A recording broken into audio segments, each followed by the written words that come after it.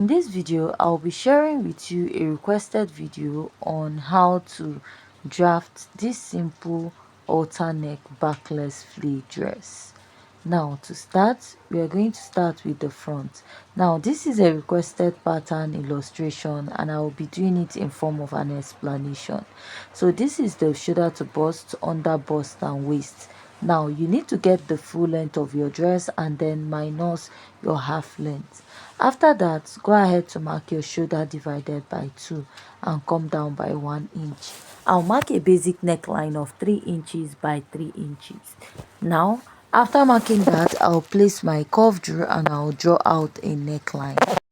After I'm done connecting this, I'm going to go ahead to connect my neckline down to the shoulder because our shoulder is not straight.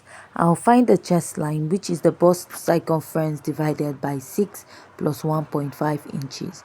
Now I'll mark back what I have on the shoulder and draw a straight line. Now after this, I'll divide what I have into 2, come in by half inch, mark my bust circumference divided by 4 at this point. Now you want to connect this all the way to the half inch and to your bust circumference. Next, I'll start by marking my dart intake, which is my nipple to nipple divided by 2. After marking that out, I'm going to go ahead, mark a dart intake of half inch on both sides of my pattern. Now I'm going to go ahead to extend this up.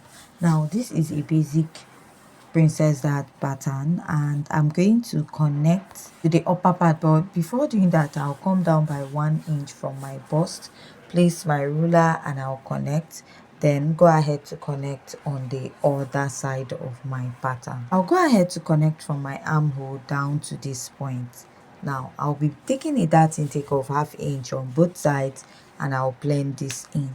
After I'm done blending in, I'll insert my bust circumference divided by 4, take that dart, replace and add half inch for my sewing allowance.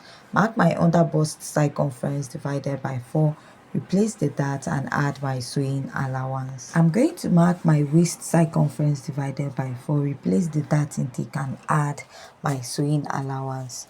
Now I'll just go ahead to connect back my pattern. After I'm done connecting this, I'm just going to go ahead to alter this pattern to give it that halter neck. So I'll just come down by 1 inch here from the neckline and I will connect all the way down.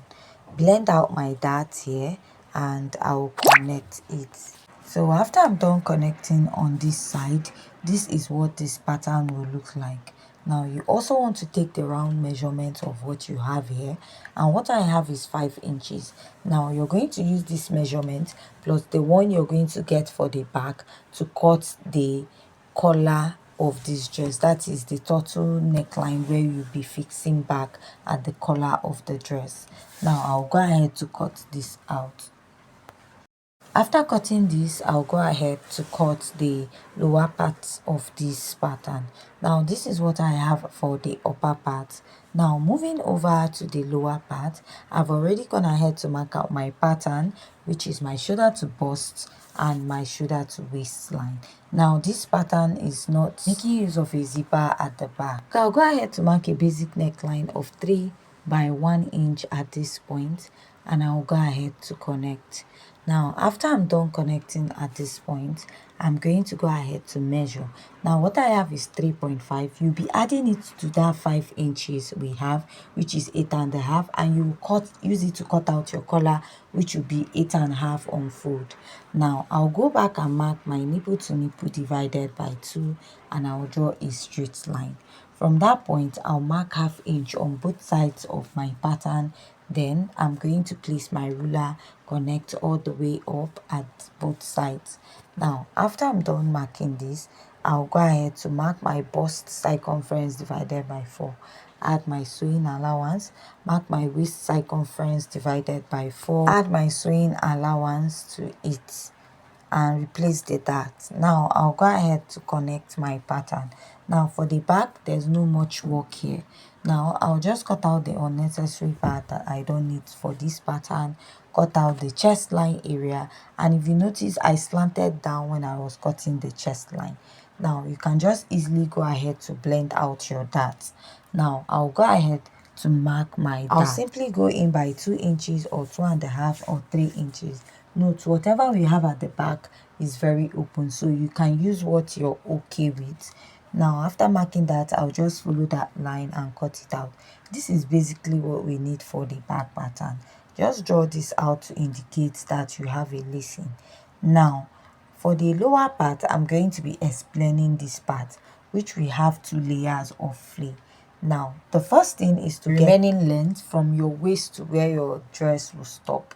Now there are 2 ways to cut this, and I'm using this method whereby I'll be attaching a lining to the lower part. On the lining, mark your waist circumference divided by 2 plus sewing allowance, and at the lower part, mark your hip circumference divided by 2, add 4 inches and cut in a slanted method.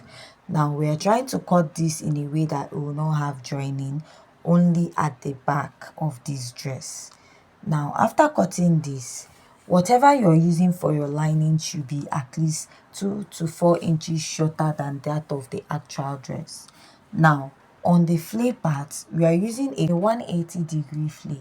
Now I'm going to fold this in form of a triangle because it's a 180-degree flay.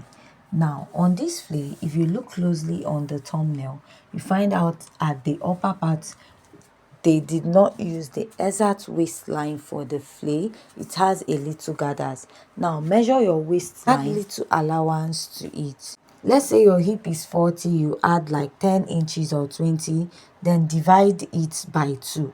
So let's say if you divide it by 2, you have 20. Place your tape on a straight line and make sure that you have 20 on a straight line like this. So from this slanted part, measure from that point to where your line meets the straight line.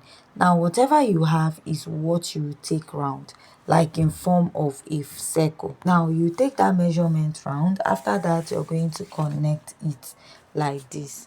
Now after this, you can now take the length of the first layer of the flay. Now I'll cut this out. If you like, you can just leave it. After cutting out the length of the flay, you can now trace it out.